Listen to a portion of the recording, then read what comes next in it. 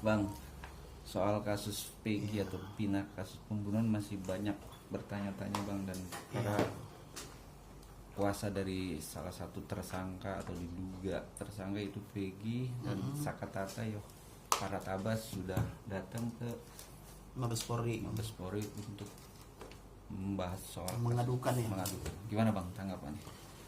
Jadi soal Farhat Abbas mengadukan Ibtu Rudiana ya ke Mabes Polri, yang kemudian Mabes Polri menerima pengaduannya dan meminta supaya ke Jawa Barat ya atau ke Cirebon. Menurut saya itu sah-sah aja. Setiap orang berhak membuat suatu pengaduan atau laporan. Namun yang menjadi perhatian bagi kita adalah bagaimana mengkoreksi putusan pengadilan yang sudah ingkrah. Nah, karena putusan pengadilan yang sudah ingkrah ini jelas mengatakan bahwa mereka semua terbukti bersalah. Di mana kalau terdakwa satu diminta keterangan, maka terdakwa 2, 3 sampai 8 itu jadi saksi. Demikian sebaliknya sampai terdakwa 8 diminta keterangan sebagai terdakwa, maka terdakwa 1 sampai 7 sebagai saksi.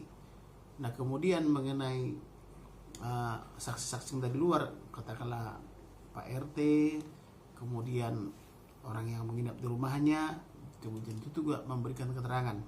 Apakah mereka itu mencabut atau mengkoreksi keterangannya dengan konsekuensi 7 tahun sampai 9 tahun penjara gitu loh. Tapi dengan proses itu emang udah seharusnya nggak Bang sebagai kuasa hukum sendiri dari para terduga atau tersangka sendiri untuk mengajukan itu ya Bang ya? Nah, itu jadi beban bagi mereka, bagi kawan-kawan itu, karena tidak mungkin majelis hakim memukuli para tersangka. Tentulah ditanya keterangannya apakah itu benar apa tidak. Kalau mereka mengatakan sesuatu misalnya di hadapan penyidik misalnya itu terpaksa, maka mereka berhak mencabutnya itu di depan hakim, di depan pengacara, dan di depan jaksa. Nah, mereka tidak mencabut tapi membenarkan perbuatan mereka satu sama lain. Contohnya si A menjelaskan B berbuat begini, si B menjelaskan si A berbuat begitu. Jadi ada peran mereka masing-masing gitu loh. Jadi oleh karena itu silakan saja kalau mau dikoreksi itu. Tapi menurut saya mereka melakukan koreksi terhadap putusan Mahkamah Agung yang sudah memperoleh kekuatan hukum tetap ingkrah gewis, itu mereka kena ancaman 7 sampai 9 tahun. Tapi ini ketika kemarin preskon bersama Otto Hasibuan dan Kang Deddy Mulyadi itu menghadirkan saksi-saksi dari kasus Vina Cirebon.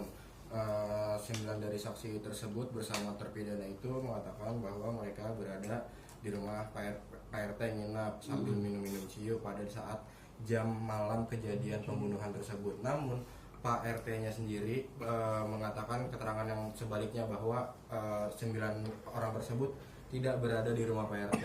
Nah, itu sendiri gimana sih Bang? Ini kan jadi keliru Bang, buat membenarkannya gimana Bang? Nah, mereka misalnya mengadopsi keterangan bahwa mereka menginap di rumah Pak RT. Tapi Pak RT membantah, mereka tidak menginap di rumah saya kan gitu. Iya benar. Nah, kita lihatlah keterangan yang terbaru, apakah keterangan Pak RT yang benar atau keterangan mereka yang benar. Tapi kalau keterangan mereka saling bertentangan, sama aja, tidak berguna kan begitu. Tapi dari 9 orang tersebut Bang, keterangannya sama semua nih Bang. Pak RT doang yang keterangannya beda. Itu gimana Bang mungkin Bang buat membenarkannya Bang sebagai kuasa, sebagai orang hukum gitu Bang? Kalau 9 orang mengatakan benar, tapi Pak RT misalnya mengatakan tidak dan berani disumpah mereka, keterangan yang lebih digunakan adalah keterangan 9 orang dengan konsekuensi memberi keterangan palsu gitu loh. Karena 8 tahun lalu mereka memberi keterangan tidak seperti itu gitu.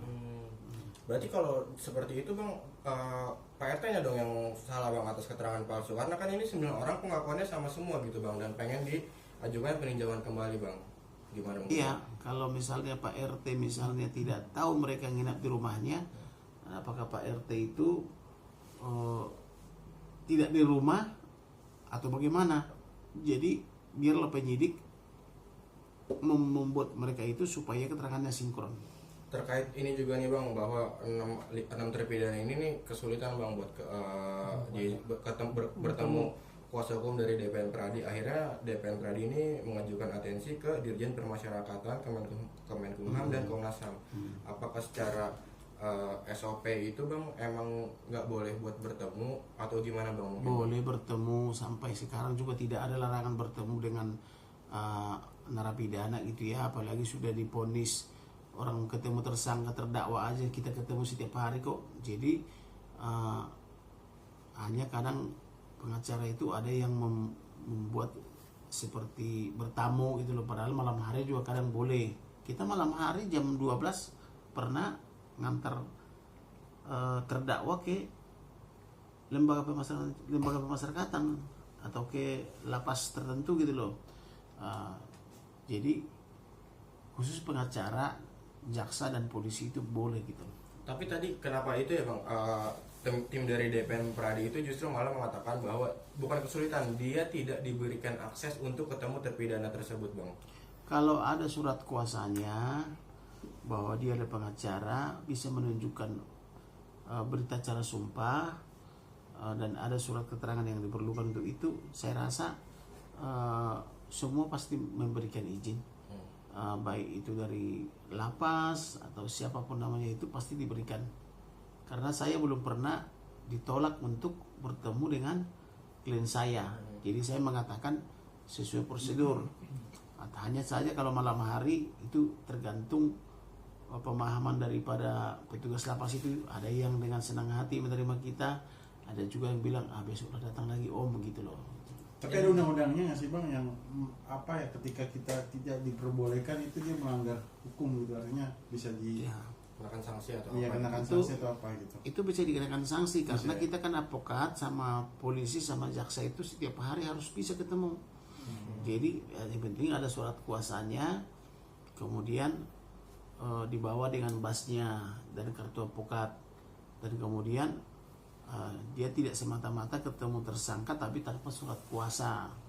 Kalau datangnya misalnya di luar jam kantor, bisa dititipkan misalnya ke penasihat hukum itu, ke petugas sipir itu atau ke lapas, dititipkan, ditandatangani, kemudian diterima gitu. Bisa juga ada juga seperti itu kadang gitu. Oke bang, ini pada tahun 2016 juga terpidana ini tuh ditangkapnya oleh Ibtu Rudiana nih bang, ayah dari Eki. Padahal dia itu kanit narkoba yang maksudnya tidak ada kewenangan untuk melakukan hal tersebut. Sebagai orang hukum gimana bang menanggapi itu bang, mungkin bang? Kalau saya mengomentari itu no comment ya, kalau itu Rudiana sampai menangkap itu ya. Tapi kalau dia ikut serta berperan dalam menangani kasus ini, dia tentu sebagai ayah korban, dia juga kan korban ya. Nah tapi kalau misalnya dia yang menangkap dan seterusnya, mem-BAP juga dan seterusnya, nah itu tergantung propam lah ya. Bang, Adanya pelanggaran berarti itu bang ya? Ya. Bang, sekarang kan banyak bermunculan nih saksi-saksi ya kan. Bicara saksi itu harus dilihat, melihat, mendengar, mengalami. Nah itu ya bang yang harus dibuktikan bang ya, karena kan selama ini cuma hanya berbicara tapi nggak ada fakta. Abang melihatnya gimana nih bang? Jadi saksi itu udah harus melihat sendiri, tidak berdasarkan keterangan orang lain. Kemudian mendengar sendiri perkataan dari orang itu. Kemudian mengalami sendiri. Jadi kalau katanya itu susah, karena semua juga orang bisa memberi keterangan yang katanya. Jadi melihat, mendengar, mengalami, gitulah saksi itu. Apalagi kalau kesaksiannya itu diucapkan di pengadilan, karena keterangan yang diucapkan di pengadilan itulah keterangan yang benar menurut hukum gitu. Bicara, tapi kalau untuk barang bukti video atau gimana itu harus ada juga bukti bang ya? Ya, kalau misalnya barang bukti berupa video, berupa gambar, itu bisa juga disebut sebagai barang bukti. Undang-undang yang terbaru tentang ITE bisa juga sebagai barang bukti gitu loh. Tapi bisa juga sebagai bukti gitu. Tapi rumor sekarang beredar lagi malah saksi dari tukang ojek melihat langsung bahwa saat kejadian itu cuma hanya 2 tersangka yang membunuh.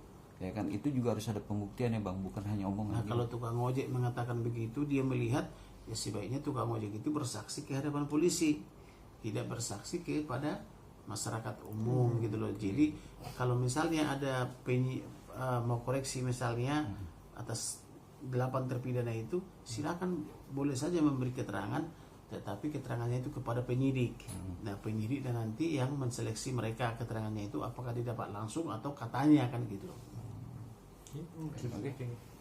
Thank you, Bang. Oke.